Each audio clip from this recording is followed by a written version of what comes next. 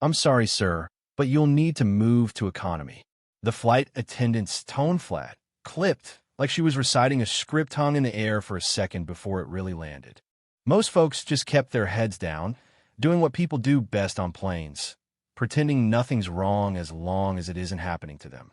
But the old man she was talking to looked more surprised than anything, hands shaking ever so slightly as he held out his boarding pass, still buckled into his business class seat.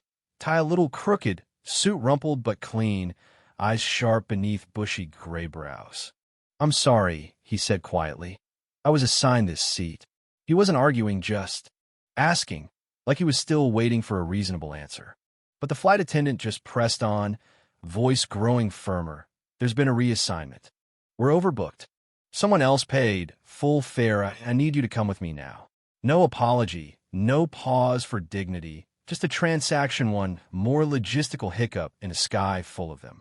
She didn't see him, not the deep lines in his face or the faded ribbons pinned discreetly to his jacket. She only saw a seat she needed to fill. As the old man Charles Everett, though most on the flight didn't know his name, yet unbuckled and stood, there were little ripples in the crowd. A woman whispered, "Guess you gotta pay to stay." A kid a few rows back leaned toward his mom. "Is that the guy from the ceremony on TV?" The mother's eyes widened and she nodded, suddenly a little more awake. Meanwhile, a businessman in the aisle seat folded his newspaper with a sigh, looking away, and a veteran sitting in coach straightened up, lips pressed tight, eyes hardening. He recognized Charles right away. See, Charles Everett wasn't just another suit.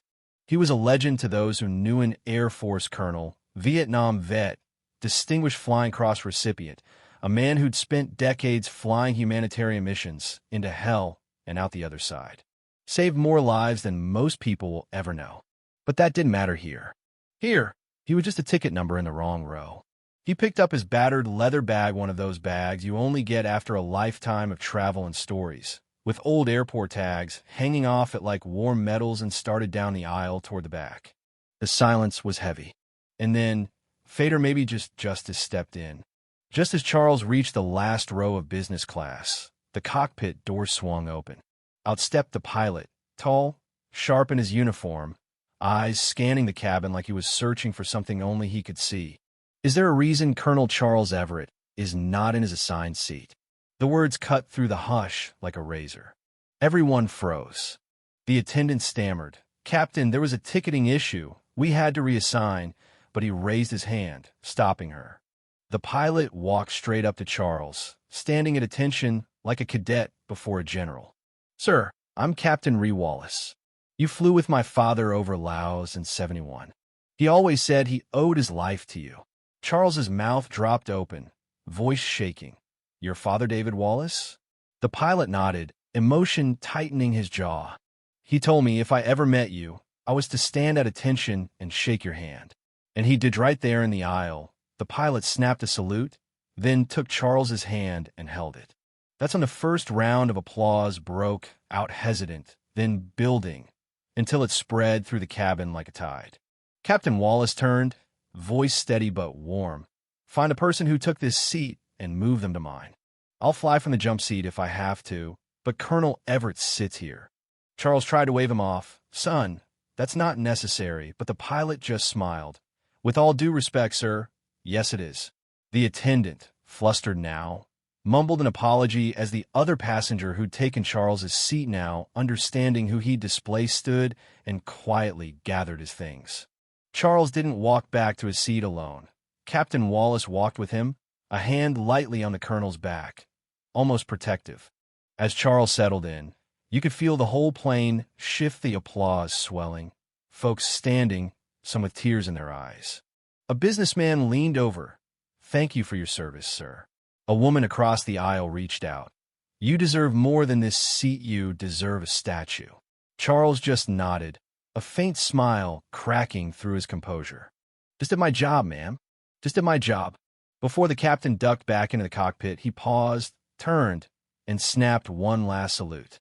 For a moment, nobody said a word. But you could feel the pride, the gratitude, the sting of shame for how easily we let real heroes slip by unnoticed until someone, finally says enough. When the flight landed, the mood was different. Folks stood aside so Charles could exit first. A few passengers, people who'd barely looked up before, asked for photos, not for social media clout, but to remember they'd witnessed something rare. You could see in the way they looked at him a kind of quiet awe. Charles Everett never asked for a single bit of recognition, not that day, not ever. But life, at least for that one flight, gave him something better than medals or headlines. It gave him justice, and maybe more than that. It reminded every person on board, and maybe even those reading this right now, that heroes aren't always the ones on magazine covers or movie screens. Sometimes they're sitting in the next row, their courage hidden under old suits and weathered hands. So, let me throw this out to you, you reading or watching right now, and was the last time you saw a real respect given where it's due?